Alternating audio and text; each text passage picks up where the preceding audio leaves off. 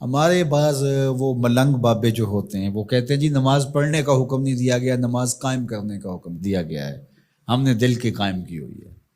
یہ ان کی خود ساختہ توجیہ ہے۔ نماز قائم کرنے کا حکم اہل ایمان کو دیا گیا حضور کی وساطت سے، اور حضور علیہ السلام کو حکم دیا گیا کہ نماز قائم کریں، تو آقا کریم علیہ السلام سے بہتر اس کا مفہوم کون سمجھ سکتا ہے؟ تو آقا کریم نے رکوع اور سجود والی نماز پڑھی اور قیام نماز کا عملی اظہار لوگوں کے سامنے رکھا، پھر اس کے اندر کیفیت کس قدر ہو تو یہ پھر جتنی قربت اللہ کی بندے کو نصیب ہوگی اس قدر وہ آگے بڑھتا چلا جائے گا۔ تو یہ باطل توجیہات، یہ جاہل لوگوں کی، جس کے بدن سے بدبو کے ببوکے پھوٹ رہے ہوں اور جس کے جسم میں جوئیں پڑی ہوں اور جس نے 6 سال سے غسل نہ کیا ہو، وہ اس اعتماد سے کہہ رہا ہوتا ہے ہم نے قائم کی ہوئی ہے، ہم نے دل کی قائم کی ہوئی ہے۔ اللہ اکبر۔ تو یہ اس معاشرے میں ایسے لوگوں کو ماننے والے اور ایسے لوگوں کی باتوں کو غور سے سننے والے اور ان جاہلانہ باتوں کو معرفت کی باتیں قرار دینے والوں کی کمی بھی نہیں ہے۔ تو اللہ تعالیٰ جل شانہ سے ہدایت مانگنی چاہیے کہ اللہ ہمیں ہدایت کا نور نصیب فرمائے۔ تو اقامت نماز سے کیا مراد ہے؟ اس کی فرائض کے ساتھ ادا کرنا، یا پھر رکوع سجود تلاوت کا اتمام اور اس میں خشوع کا اور خضوع کا اظہار اور اس میں مکمل ڈوب جانا کہ گویا تم اللہ کی عبادت کر رہے ہو تو اس کو دیکھ رہے ہو۔ اور حضرت عثمان غنی رضی اللہ تعالیٰ عنہ فرماتے ہیں کہ جس نے صحیح وضو کیا، حضور علیہ السلام سے روایت کہ جس نے صحیح وضو کیا جس طرح میں نے وضو کیا ہے اور 2 رکعت پڑھی اور اس میں اس کو کسی غیر کا خیال نہ آیا، تو اللہ تعالیٰ اس کے پچھلے سارے گناہ معاف کر دیتا ہے صرف 2 رکعت سے۔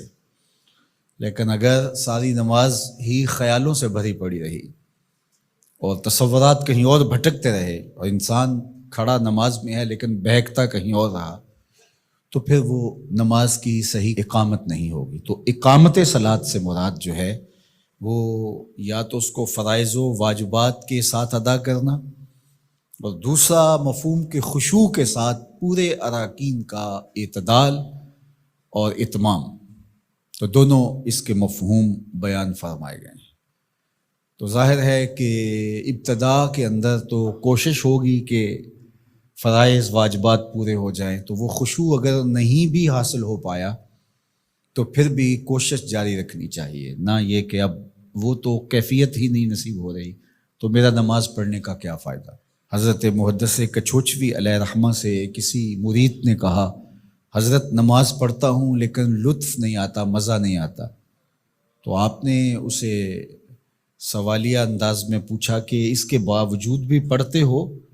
اس نے کہا جی وہ تو فرض ہے، پڑھتا تو ہوں۔ تو آپ جھومنے لگے، فرمایا واہ واہ، تمہیں مزہ نہیں آتا پھر بھی پڑھتے ہو؟ اس کا مطلب ہے تم مزے کے لیے نہیں اللہ کے لیے پڑھ رہے ہو۔ تو اگر لطف آ جائے، وہ کیفیت، وہ حظ، وہ تو بہت بڑی بات ہے، لیکن اگر نہیں بھی ہے تو اس کا فریضہ تو ہے اس کی طرف سے جو عائد ہوتا ہے، تو وہ شکل بنا کے تو کھڑے ہوں، وہ صورت بنا کے تو کھڑے ہوں، تو کسی دن وہ کیفیت بھی پیدا ہو جائے گی۔ خورش دے بدر را جو کب کو حمام کہ یک روز افتد ہمائے بدام۔ سعدی شیرازی فرماتے ہیں کہ دانے ڈالتا رہے، چوغا ڈالتا رہے، کبھی کبوتر آئے گا، کبھی کوا آئے گا، کبھی کوئی اور فاختہ آ جائے گی، لیکن کسی دن وہ بھی آ جائے گا جس کے لیے تم یہ سب کچھ کر رہے ہو۔ تو اس لیے محنت کو جاری رکھو، کوشش کرتے رہو، تو ایک دن انشاءاللہ اس کیفیت میں بھی چلے جاؤ گے۔ دروازہ کھٹکھٹانا چھوڑنا نہیں ہے، دستک دیتے رہو، کبھی تو بوا کھلے گا نا، کبھی تو آواز آئے گی کھلا ہے دروازہ آ جاؤ اندر، پھر اندر سرور کی وادی ہوگی، کیف کا جہاں آباد ہوگا۔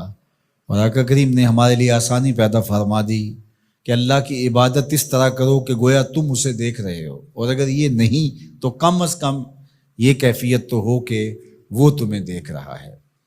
تو اپنی اپنی کیفیت ہوتی ہے، بہرحال نماز کو ترک نہیں کرنا، بھرپور کوشش ہو کہ خشوع و خضوع کے ساتھ نصیب ہو، تو نماز کی اقامت کا یہی مفہوم ہے۔